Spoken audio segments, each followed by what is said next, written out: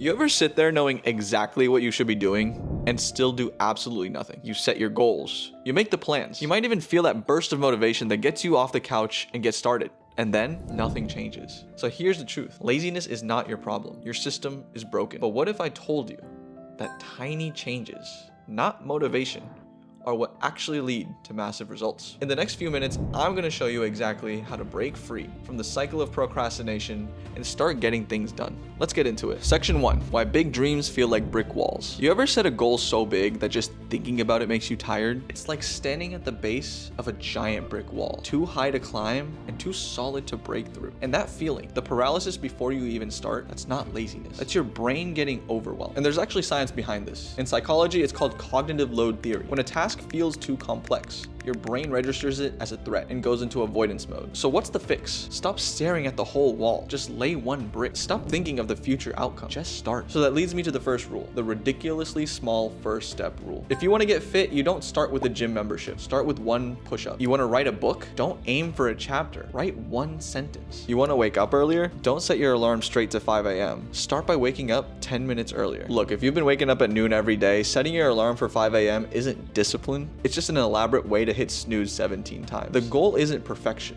It's starting, because starting creates momentum, and momentum is what actually carries you forward. Celebrate progress over perfection, because every single step counts. See, SpongeBob gets it. He's got one simple assignment, write an essay. And instead of starting, he sharpens his pencil. He reorganizes his desk. He goes and feeds Gary. He admires how great his workspace looks. But hours later, he's got a blank page. That's exactly what happens when you overthink your goals. You get so caught up in making the perfect plan that you never actually start. Meanwhile, if you had just written one sentence, you'd already be ahead. You see, big goals don't require big actions. They require consistent actions that compound over time. So stop thinking about that wall and just lay the first brick. Section 2, the do it now mindset. Here's the thing, procrastination doesn't just happen with big goals. It happens with the small stuff too. The chores you've been ignoring, the email sitting in your drafts, the dish you left for later. Imagine your kitchen sink. One dish becomes 10, 10 becomes 20, and eventually you're playing Jenga just to fit one more mug in there. That's how I'll do it later quietly takes over your life, one tiny thing at a time. Now here's the rule. If it takes less than 60 seconds, do it now. Dish in the sink, wash it now. Clothes on the floor, shoot it in the hamper. Email to respond to, hit send. And there's a reason why this actually works. There's psychology behind this. It's called decision fatigue. The more choices you delay,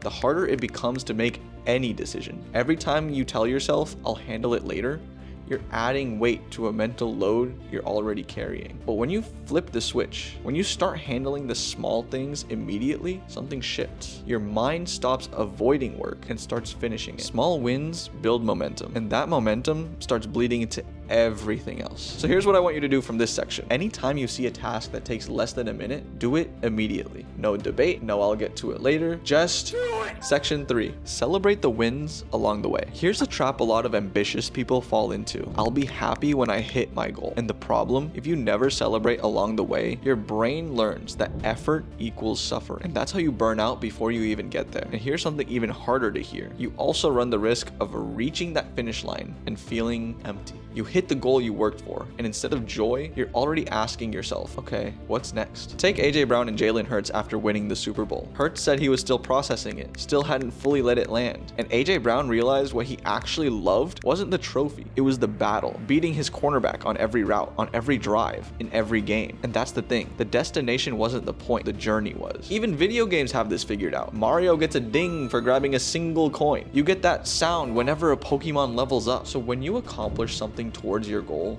you deserve to celebrate, even if it's a small win. Every game is built around the dopamine hit of small, frequent rewards, because that's what keeps you playing. And your goals should work in the same way. Success isn't one big moment. It's hundreds, maybe thousands of small wins that stack up over time. You don't wake up one day and suddenly make it. You keep winning small until one day you look back and you realize how far you've come. So stop waiting for that finish line to feel good. Start celebrating the mile markers. So here's what I want you to take away from this. 1, break your goals into embarrassingly small steps. You don't need to climb the whole wall today. Lay one brick. 2, adopt the do it now mindset. Handle the small stuff immediately before it piles up and becomes the big stuff. And 3, celebrate every win along the way. Enjoy the journey and not just the destination. Because success isn't about waiting for motivation to strike or grinding until you're miserable. It's about making small progress right now and acknowledging every step along the way. So here's my challenge. Take one action right now that moves you forward. It doesn't have to be big, just one small win, and then do it again tomorrow, and the next day, and the next day.